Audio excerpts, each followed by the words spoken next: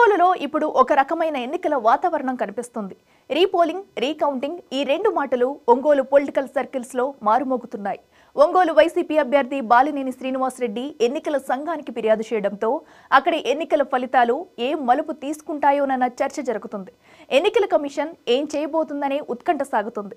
నిజంగానే రీపోలింగ్ జరుగుతుందా లేక రీకౌంటింగ్ జరుగుతుందా? ఇవేమీ కాకుండా ఈవీఎంల వెరిఫికేషన్ మాత్రమే జరుగుతుందా? ఏమైనా ఈ వ్యవహారంలో వైసీపీకి ఏమైనా ప్రయోజనం ఉంటుందా?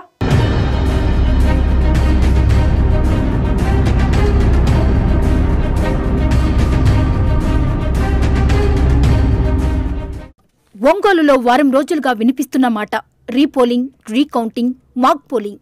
ఈ విషయం మీద సోషల్ మీడియాలో చర్చ దద్దరిల్లిపోతోంది. అంతేకాదు రాష్ట్ర వ్యాప్తంగా చర్చ సాగుతోంది. తన ఓటమి మీద అనుమానాలు ఉన్నాయంటూ మాజీ మంత్రి, ఒంగోలు వైసీపీ అభ్యర్థి బాలినేని శ్రీనివాసరెడ్డి ఎన్నికల కమిషన్కు ఫిర్యాదు చేశారు. ఈవీఎం పనితీరు మీద అవి ట్యాంపరింగ్కు గురై ఉంటాయనే అనుమానాలతో జూన్ 10న ఎన్నికల సంఘానికి ఫిర్యాదు చేశారు.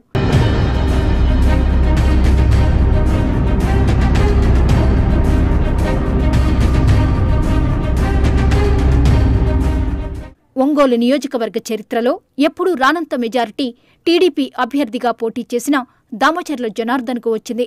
ఆయన 34,060 ఓట్ల మెజార్టీతో 2024 ఎన్నికల్లో గెలిచారు. అయితే బాలినేని వరుసగా 7 సార్లు అదే నియోజకవర్గం నుంచి పోటీ చేసి 5 సార్లు గెలిచారు. 2 సార్లు రాష్ట్ర మంత్రిగా కూడా పనిచేశారు.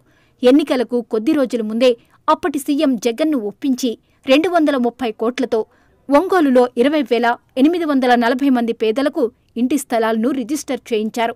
ఆయన చేతుల మీదుగా పట్టాల పంపిణీ చేయించారు.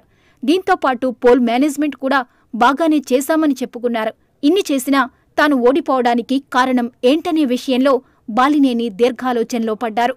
తాను ఓడిపోవటం మాట ఎలా ఉన్నా తెలుగుదేశం అభ్యర్థి దామచర్లకు అంత మెజార్టీ ఎలా వచ్చిందనే అనుమానంతో శ్రీనివాసరెడ్డిని వదల్లేదు. అందుకే ఈవీఎంల పనితీరు మీద ఎన్నికల సంఘానికి కంప్లైంట్ చేశారు.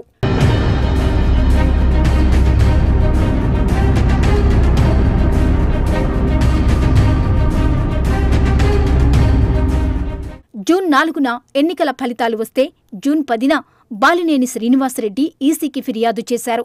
ఈవీఎంల పనితీరు మీద అనుమానం వ్యక్తం చేసి ఈసీ నిబంధనల ప్రకారం 5,44,000 ఎన్నికల సంఘానికి చెల్లించి ఈవీఎంలను వెరిఫై చేయాలని కోరారు.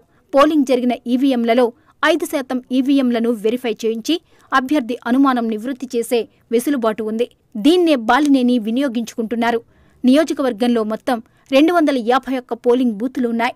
వాటిల్లో 5% అంటే 12.5 పోలింగ్ బూతులు వస్తాయి. వీటిలో 12 ప్రాంతాల్లో వెరిఫికేషన్కు ఎన్నికల సంఘం ఓకే చెప్పేసింది.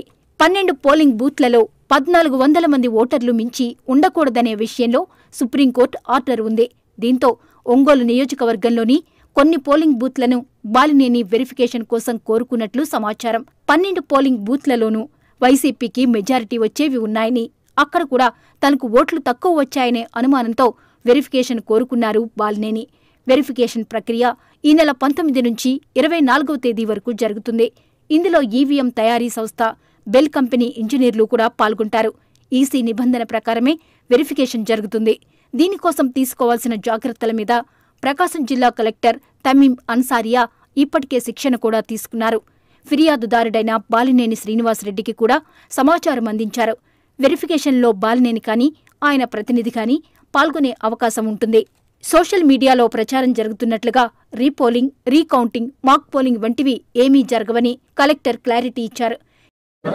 ఈవీఎం చెకప్, ఈవీఎం అంటే ఉన్నదికి చెక్కింగ్ అండ్ వెరిఫికేషన్స్, దానికైతే ఒక ప్రొసీజర్ ఉంది. అక్కడ మనకి ఇంజనీరింగ్ డిపార్ట్మెంట్ బెల్ నుంచి వస్తారు.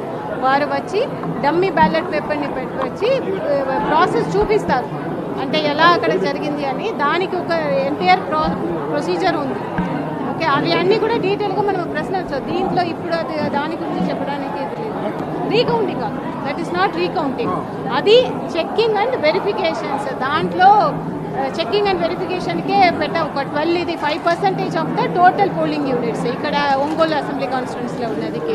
దాని 12 పోలింగ్ స్టేషన్ సంబంధించిన బ్యాలెట్స్ యూనిట్స్ని తీసుకుని దానికి బెల్ నుంచి మనకు 19 నుంచి 26 వరకు 24 వరకు ఒక 6 డేస్కి వస్తుంది. సో వచ్చి వారు ప్రతిరోజు ఒక 2 పోలింగ్ స్టేషన్స్కు దానికి ఉంది, మీరు మళ్ళీ ఒక పోలింగ్ లాగా చేసి మీకు చూపిస్తారు. ఎవరైతే కంప్లైంట్ పెట్టారో వారికి ఎంటైర్ ప్రొసీజర్ ఉండదు, సెపరేట్గా మేము చెప్తాం. కేవలం ఈవీఎంల పనితీరు మాత్రమే పరిశీలిస్తారని చెబుతున్నారు. అది కూడా ఈవీఎం తయారీ సంస్థ అయిన బెల్ కంపెనీ ఇంజనీర్లు అధికారుల సమక్షంలో ఫిర్యాదుదారుడి ముందు జరుగుతుంది. ఎన్నికల సమయంలో ఉపయోగించిన ఈవీఎంలో డమ్మీ బ్యాలెట్ పేపర్తో ఈవీఎం పనితీరు చెక్ చేస్తారు. ఈ ప్రక్రియ అంతా 19 నుంచి 24 వరకు 6 రోజుల పాటు జరుగుతుంది. ఇందుకోసం అధికారులు ఏర్పాట్లు చేశారు. వెరిఫికేషన్ జాగ్రత్తల మీద కలెక్టర్ శిక్షణ కూడా తీసుకున్నారు.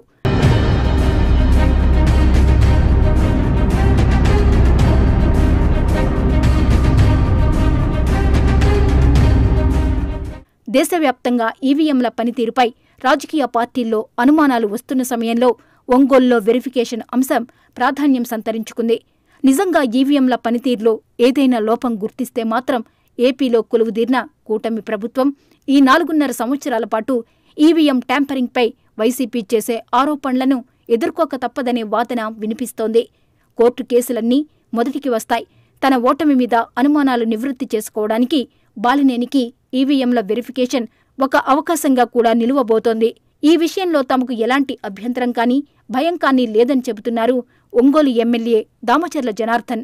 మరోవైపు బాలినేని తీరు మీద కొందరు నిపుణులు ఆశ్చర్యం వ్యక్తం చేస్తున్నారు.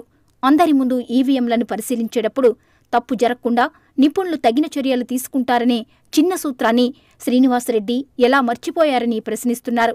అలాంటి సమయంలో రీవెరిఫికేషన్ ఎందుకు చేయాల్సి వచ్చిందనేది చాలామంది ప్రశ్న.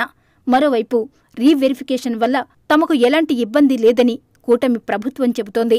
ఒంగోలు తరహాలోనే విజయనగరం, విశాఖపట్నం జిల్లాల్లోనూ పలువురు వైసీపీ అభ్యర్థులు రీవెరిఫికేషన్ కోసం ఈసీకి నగదు చెల్లించినట్లు సమాచారం.